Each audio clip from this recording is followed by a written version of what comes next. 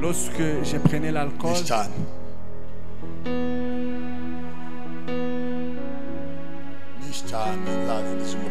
j'en prenais en grande quantité.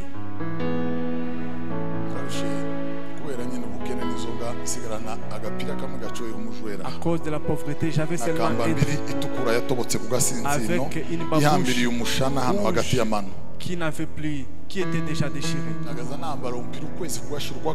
Je pouvais porter cette tricot pendant un mois.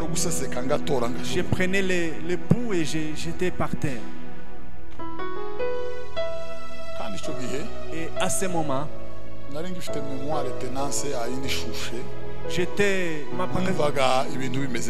je sentais que les choses étaient bonnes. Mais je ne savais pas l'objectif de ma vie. Je n'en connaissais pas. Proverbe 11 et 28.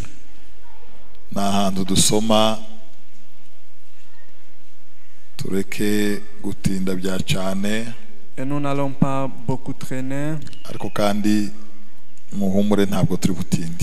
Mais soyez consolés, nous n'allons pas prendre assez de temps.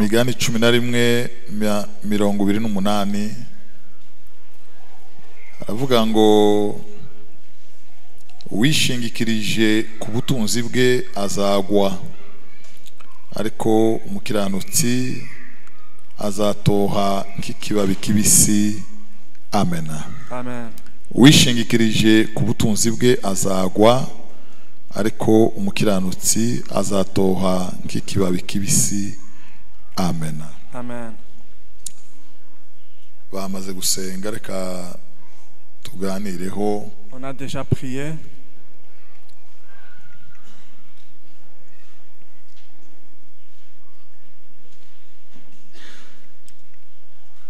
Na tekereje akantu kare. J'ai pensé sur une chose. Buriya tubaho akaba impamvu zirwanya umuntu mu mutima we z'impamagazi. Il y a les raisons qui combattent quelqu'un pour sa vocation. Zikamukura iwe, zikamukuraho yarari no mu byo yararimo. Cela vous fait quitter là où vous étiez.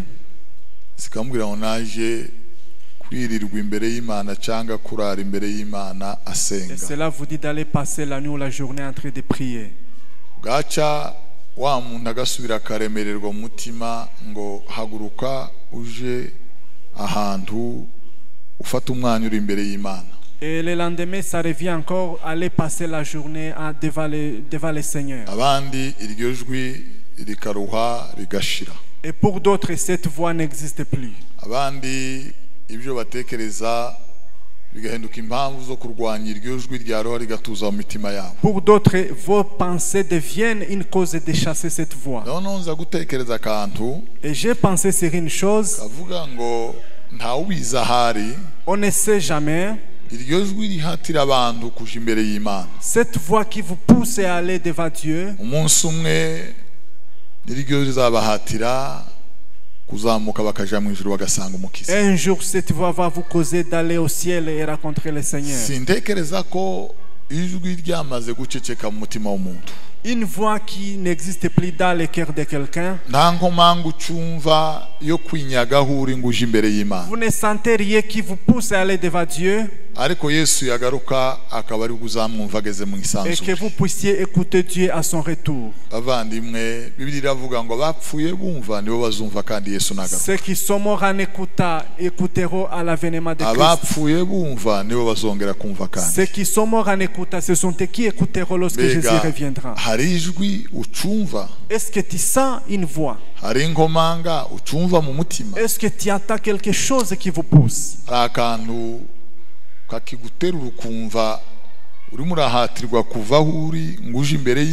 Est-ce qu'il y a quelque chose qui vous pousse à aller devant Dieu? Ce sont les raisons qu'on ne peut pas jeter aux voisins. Ce sont des raisons personnelles. C'est pourquoi la Bible nous demande de nous examiner. Amen. Pour finir,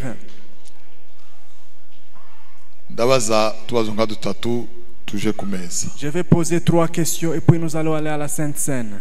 Inde muntu ufite igitekerezo cyuzuye kubyerekeye intego yo kubaho ku muntu.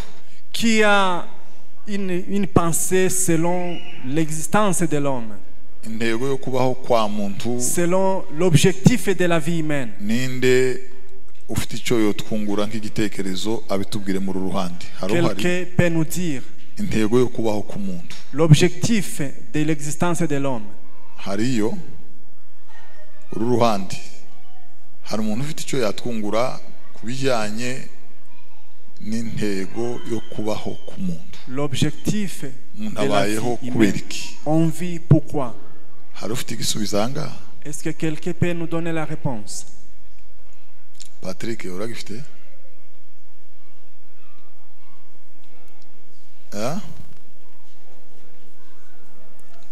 Tubeho twizeye umwami Yesu. Sande kabisa Imana guhezagire.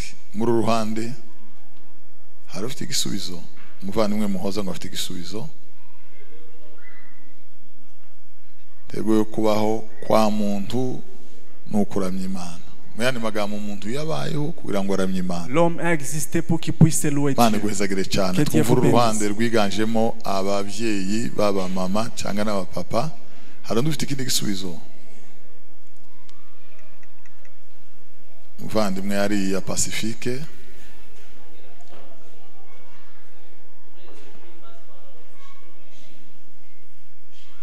Ntego yo kubaho kwa muntu no kugira ngo ahimbaze Imana no kwishima.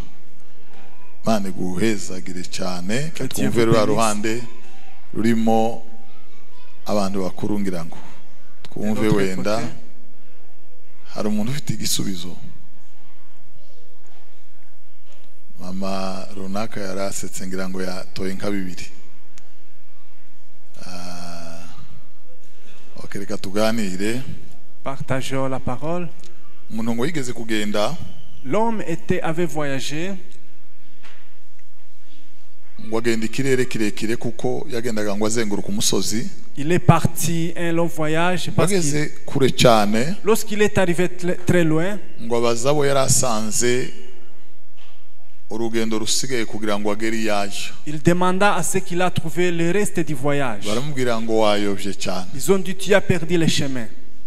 Ababaza niba nta hantu yonyura kugira ngo abashe kugera hwaje. Il a demandé s'il y a un raccourci où il peut passer pour atteindre l'objectif. Inzira nimwe gusa. Il y a l'unique voie. Ngo nugusubiraho watangiriye urugendo. C'est rentrer au point de départ. Ngo gasubirayo. Rentrer au point de départ. En y arrivant. Ukabona gufata iyo nzira igane yuje. Et tu vas maintenant prendre le bon chemin pour y arriver. Umuntu. L'homme. Kumenya intego yo kubaho kwiwe muri isi. Connaître l'objectif de sa vie. Ntabwo wahera mujo utekereza. Tu ne peux pas commencer par ce que tu penses. Wibwire ko uzavumbura intego yo kubaho kwawe. Et penser que tu vas découvrir l'objectif de ta vie. Ntagaruriro. Tu vas trouver que tu as perdu le chemin. Uburyo bwiza n'ubwonyine bwo kukugarura. La meilleure façon de te ramener. Nugusubiraho watangiriye. C'est rentrer au point de départ. Umuntu yatangiriye he? L'homme a commencé où? Umuntu yatangiriye mu Mana. L'homme a commencé en Dieu. Kumenya intego yo kubaho kwawe. Connaître ton objectif. Nugusubira inyuma. C'est rentrer au point de départ. Ugahera mu Mana. Commencer en Dieu. Ukamenya impamvu. Connaître l'objectif yo kubaho kwawe. De ta vie. Les gens pensent dans ce monde. S'ils ont des maisons, s'ils ont des véhicules, s'ils ont des filles et garçons, s'ils ont l'honneur, peut-être ils pensent qu'ils auront atteint l'objectif. L'objectif n'est pas avoir les richesses ici-bas, mais l'objectif, amen, c'est le seul Dieu entré en nous. Le seul Dieu entré dans nos vies. Pour finir,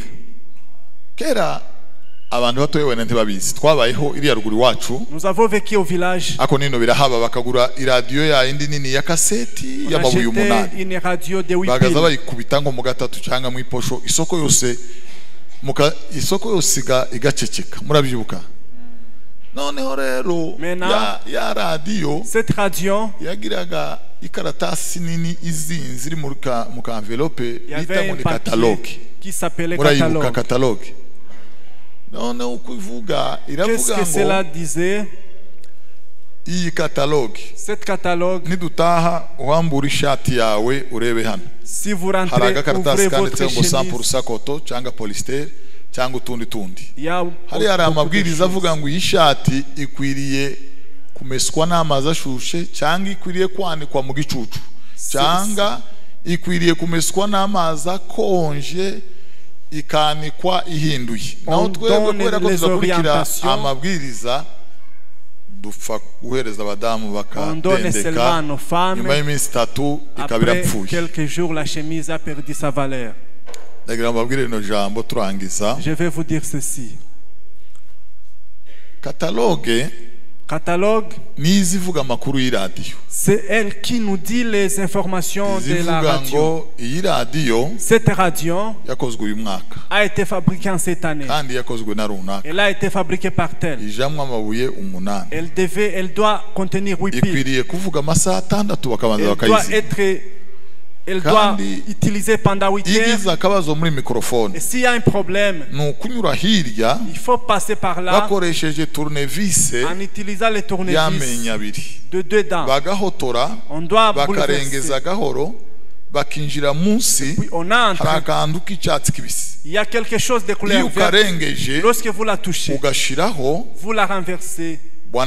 Amen. Et la radio va encore redémarrer. C'est-à-dire, ce catalogue nous montre même le volume de la radio.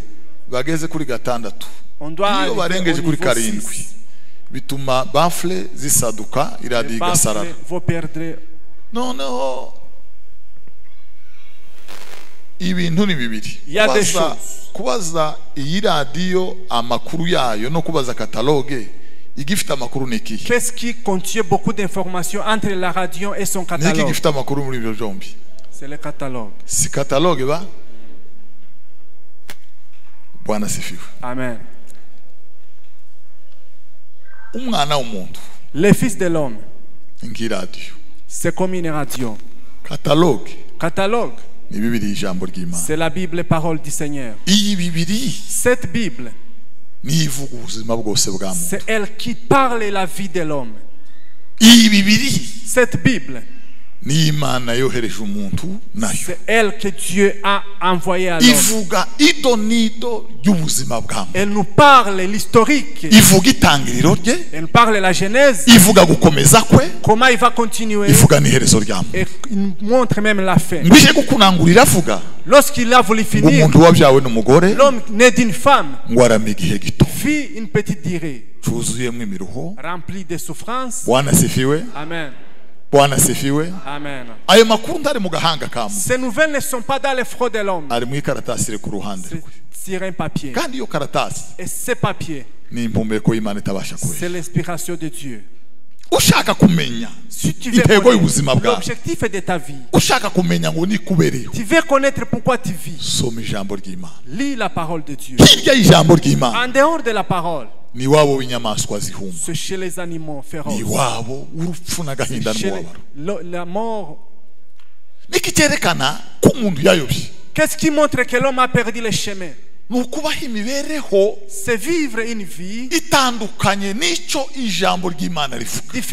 de ce que nous dit la parole. C'est mener une vie différente de la volonté de Dieu. En d'autres mots, cette vie a perdu la valeur. Cet outil est détruit. Jésus. Amen. On lui amena la nourriture. Il a dit, mange Seigneur. Il a dit, j'ai déjà fini à manger. Qui te donne un repas? Tu es seul. Mon repas, c'est de faire la volonté de celui qui m'a envoyé. Le vrai outil. Amen. ne fait pas ce qu'il veut. La Bible déclare, là où il n'y a pas la révélation, les gens deviennent libres. Les gens deviennent libres. Amen. Lève la gloire de Dieu. Là où il n'y a pas de révélation, les gens deviennent libres. Entre eux et la parole, il y a une grande distance. Il y a une grande distance. Ils vivent pour eux, à cause de leur intelligence, à cause de leur pensée. Ils se dirigent, ne posent pas de questions. Là où ils se dirigent, c'est eux-mêmes. Ils ont les volets de leur vie. Mais la Bible dit, Amen, ceux qui sont conduits par le Saint-Esprit, ils sont les enfants de Dieu. Ceux qui sont conduits par le Saint-Esprit, ils sont les vrais enfants de Dieu.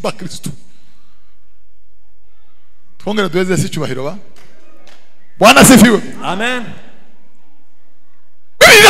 La Bible déclare, nous sommes les créatures de Dieu. Il nous a créés pour les bonnes œuvres en Jésus-Christ. Les bonnes œuvres en Christ Jésus.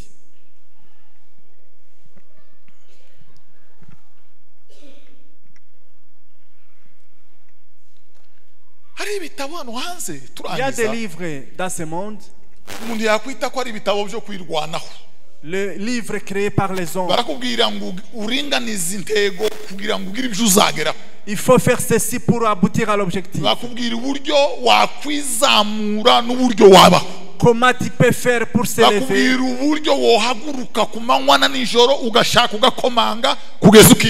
Comment tu peux toquer et qu'on puisse vous ouvrir la porte? Cette Bible ne vous dit pas. La Bible ne va pas t'élever. Elle ne va pas te bâtir. Dieu n'a jamais promis de te bâtir. Jésus n'a jamais promis de te bâtir. Il va bâtir son église. Alléluia. Il bâtira son église.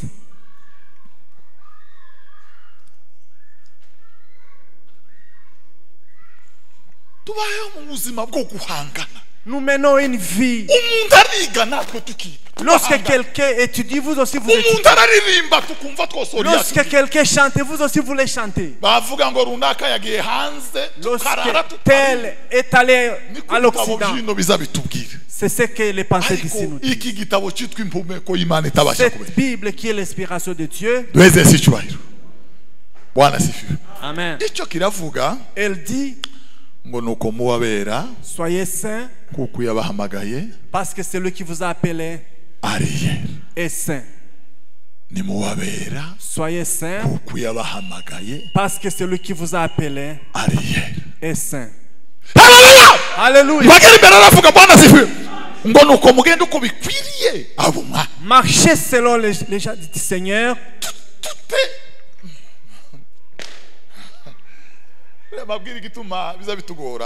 Pourquoi cela nous est difficile?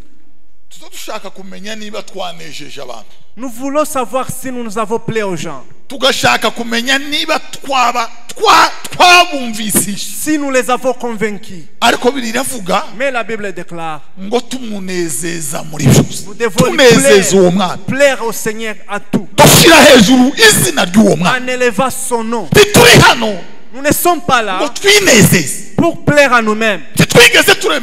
Nous n'avons jamais été créés pour plaire à nous-mêmes. Nous avons été créés pour plaire à celui qui nous a. Nous devons plaire à celui qui nous a créés. Nous ne sommes pas ici pour chanter que les gens se lèvent. Si nous chantons, que le Seigneur reçoive sa gloire. Alléluia. biragatsindwa uwo mwuka w'abazimu n'abadayimoni, uwo mwuka wo kugaragara, uwo mwuka wo kwiyerekana, uwo mwuka wo kurakara ngo ntibampaye ngo cet esprit de se manifester. Bavandi Rentre dans le catalogue. Rentre.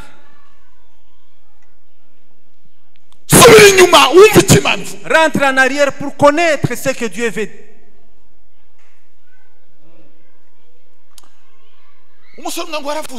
Un jeune Jean avait dit, un jour il a été tellement angoissé. Il voulait connaître ce qui allait suivre. Il était en train de marcher. Il voulait rendre l'âme. Pendant qu'il était dans les chagrins. Amen. Il a senti, il a écouté une voix. Amen. Tu ne peux pas trouver la joie. À moins que tu enlèves tes yeux sur toute autre chose. Élève tes yeux vers le Dieu vivant.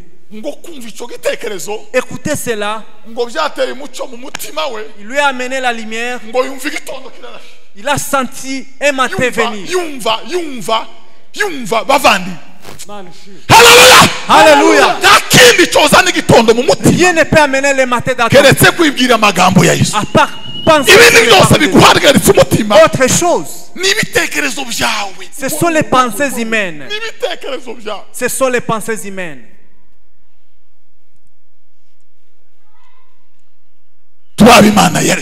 Nous sommes les créatures. Nous n'avons pas créé. Nous ne sommes pas. La Bible déclare, lorsque j'étais dans les yeux de Dieu me voyaient. Avant que j'existe.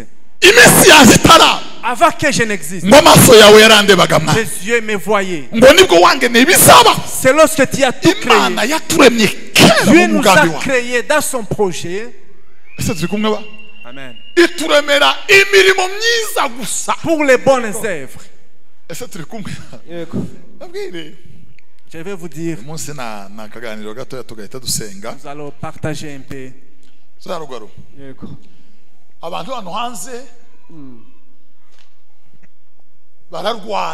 Les gens sont malades ici.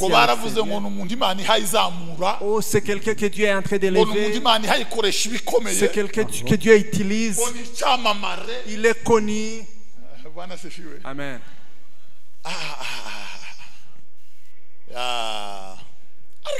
Mais en vérité, Jésus-Christ n'a jamais voulu être instable. Il y a ceux qui vous cherchent. Il a dit, Alléluia.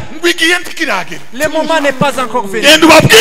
Va leur dire qu'il rentre, le moment n'est pas venu. Qu'il rentre, le moment n'est pas venu. Maintenant, personne ne peut tu peux aller à Jérusalem pour se montrer aux gens. Alléluia. Il les a dit, votre moment est venu. Le mien n'est pas venu. Le moment n'est pas encore venu. Il a dit qu'il ira. Lorsqu'ils sont partis, Jésus était parti. Il était parti. En y arrivant, il s'est mis en arrière. Ils ont cherché. Où se trouve cet enfant? Il disait, il n'est pas venu. Où est cet enfant? Il disait qu'il n'était pas venu. Jésus-Christ, il était dans la salle. Il se tue comme le Fils de Dieu. Amen. Il ne voulait pas qu'il puisse être élevé. Qu'il puisse être élevé. Alléluia. Il voulait que le Père soit élevé. Lorsqu'il sera élevé en lui, Jésus a dit, Amen. Lorsqu'il a vu ses disciples, il était dans la joie. Il a dit, Père, les œuvres que tu m'as envoyées, je les ai finies. L'objectif est de ma vie. Ce n'est pas ce que vous pensez. Votre objectif, c'est le chercher en Dieu. Votre objectif, ce n'est pas tes pensées. Reviens dans la parole. Ce que la Bible te donne, Ta parole qui éclaire. Ta parole c'est une lampe qui éclaire. Alléluia. Les pas de mes pieds. La Bible déclare. Dieu parla à Josué. Les paroles de ce livre. Observez-les. Observez-les. Tu seras fort devant les ennemis. Parce que j'étais avec Moïse, je serai comme j'étais avec Moïse. Chers amis, les paroles de ce livre, observez-les. Dans ce monde, tu seras fort. Si tu passes à côté.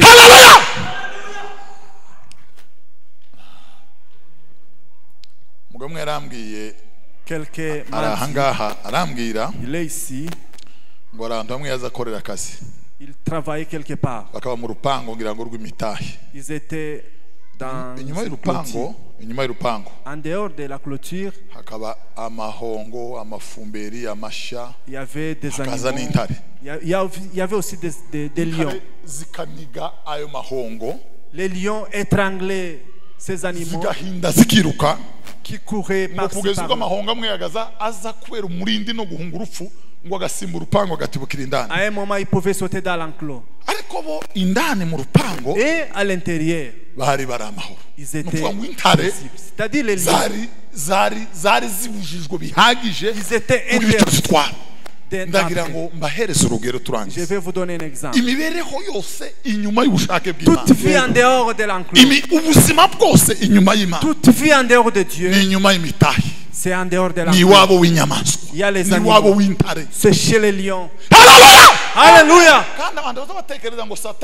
Il y a les gens qui pensent c'est parce qu'ils vont être pauvres et il va te ravir la vie. Il va te ravir la vie. Amen.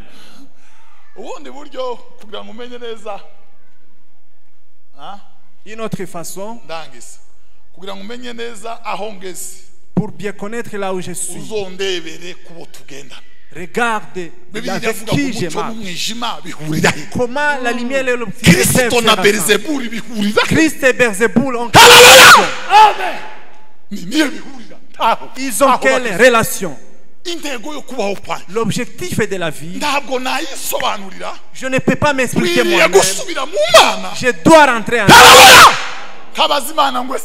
et poser la question à mon Seigneur. Qu'est-ce que tu veux que je fasse? Fils de l'homme, il t'a montré les biens. Ce que Dieu veut, ce que tu marches avec ton Dieu, être humble et être juste et aimer le pardon. Fils de l'homme, il t'a montré ce qui est bon, ce que Dieu veut. Ce que Dieu veut.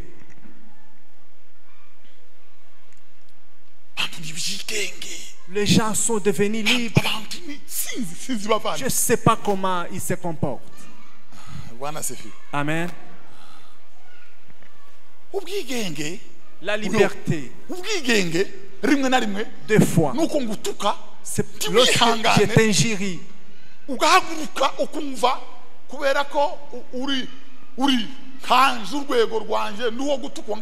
Comment je peux me taire devant quelqu'un qui m'insulte?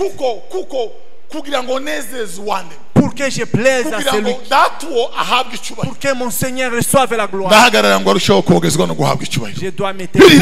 La Bible dit, si on te oh, donne l'autre jour aussi. Si on te chasse, je te dis que vous ne finirez pas avant que vous ne voyez les secours. Si tu veux connaître, lis la Bible. Si tu veux connaître comment tu vas t'orienter, lis la Bible. Si tu veux connaître comment on éduque les enfants, si tu veux connaître comment tu vas vivre, les mots, si tu les considères, tu auras la paix qui coule comme une rivière. Tu auras la paix qui coule comme une rivière.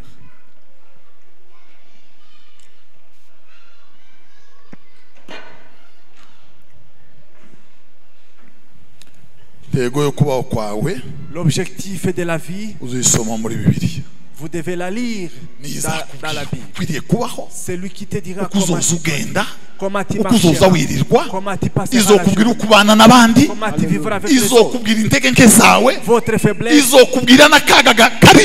les malheurs qui t'attendent, te dira même la fin de ce monde, te dira même les choses éternelles, il te dira même la fin des justes. Hari umwene data umwe wahora yibaza kuva mu byaha abigerageresha imbaraga ze ariko arananirwa. Wawe usitekeza ngo uzoreka ingeso kubera ko warangije kaminuza, usitekeza ngo uzoreka ingeso kubera ko hano hanze abantu baza bakuririmira, ubwo bwenge ubukure mu bitekerezo. Imbaraga zibohora zihishe mu ijambo ry'Imana, weze icyubahiro ba. Haleluya, ivuga winjirira, ivuga umanukana, là où tu dois entrer, comment tu dois descendre.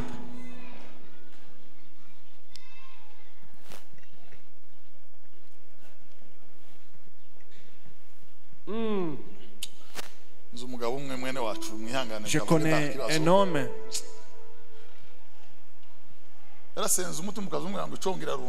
Il a prié et je souhaitais être comme lui.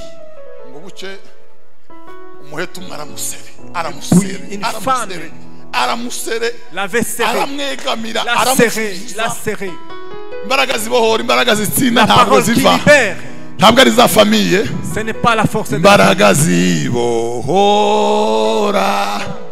zishe mwijambo ry'Imana. Soma Bibiliya, soma Bibiliya isa kuri none aujourd'hui,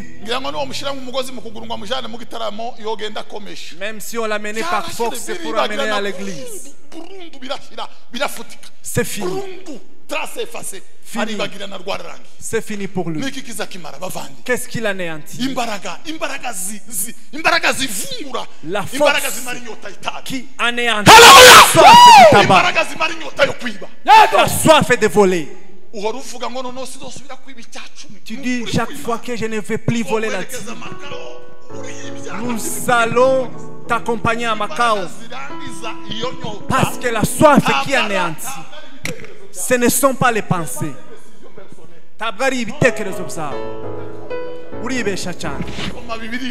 Lis la parole de Dieu. Tu sauras où ouvrir. La Bible, c'est lui, elle qui nous montre. Mais avec nous devons marcher. Il dit même les amis. Non, vaguement. Comme ça. Tu ne sais pas ce que la Bible accepte et ce qu'il n'accepte pas. Lis la parole de Dieu. Jérémie a dit, tes paroles, lorsqu'elles sont je les ai mangées. En arrivant dans mon ventre, elle est devenue une joie. Parce que je suis appelé par ton nom. Parce que je suis appelé par ton nom.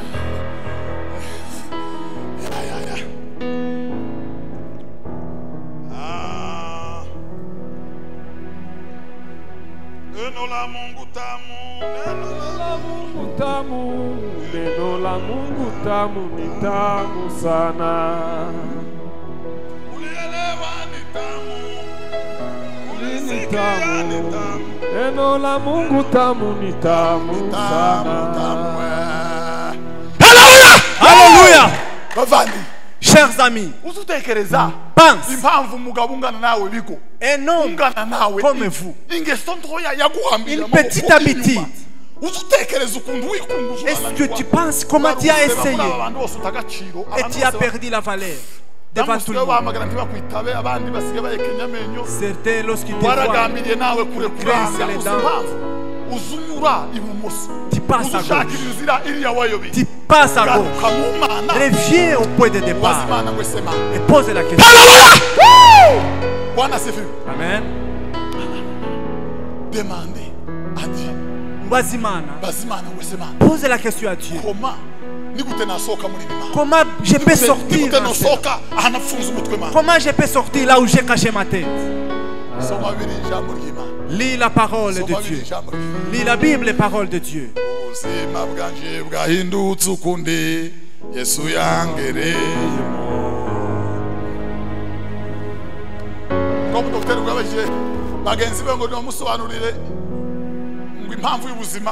Un docteur avait demandé à ses amis. Il ne connaissait rien. Béni soit Dieu.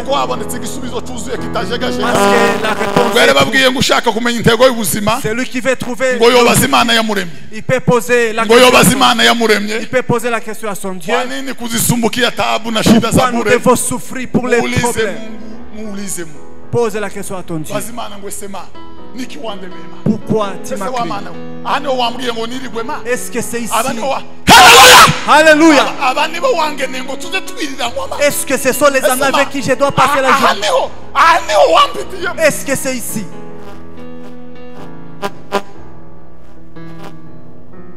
Jamais, pasteur. Les véhicules ne te dirigent pas. Un beau téléphone ne les fera pas. Demandez à ceux qui ont fabriqué les téléphones. Pour finir, ceux qui ont les téléphones de marque Samsung ou iPhone, dans leur maison, ils savent qu'ils peuvent fermer, ils peuvent bloquer cela. Et personne n'a touché ici. Ceux qui sont là, ils connaissent comment fonctionne. C'est pourquoi iPhone, lorsque tu veux tenter 2 ou 3 fois, ce n'est pas bloqué à partir d'ici. Ça se bloque à partir de là où ils ont fabriqué. Leur force, avec sa valeur, n'est pas dans vos mains. C'est à ceux-là qui l'ont créé. Ceux qui l'ont fabriqué, ils connaissent pourquoi ils l'ont fabriqué. En d'autres mots, tes nouvelles, il ne te le dit pas. Ce que tu penses est entre ceux qui l'ont fabriqué. Ils ont toutes les nouvelles. Même si tu peux aller en dessous de la terre, à tout moment, ils peuvent te filmer à tout moment. C'est-à-dire, la Bible est l'unique qui connaît l'objectif de notre vie. Dis, lis la Bible, les paroles de Dieu. Tu trouveras l'objectif. Tu ne vas plus changer de position. Tu ne vas plus être ébranlé.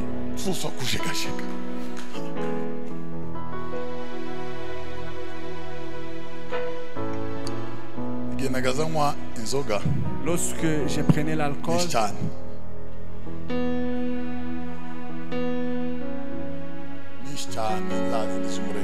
j'en prenais en grande quantité.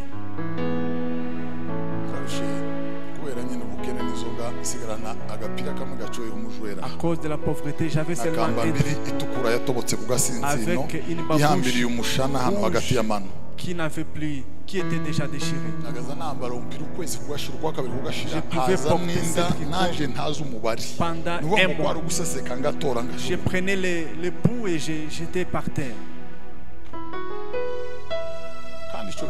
Et à ce moment,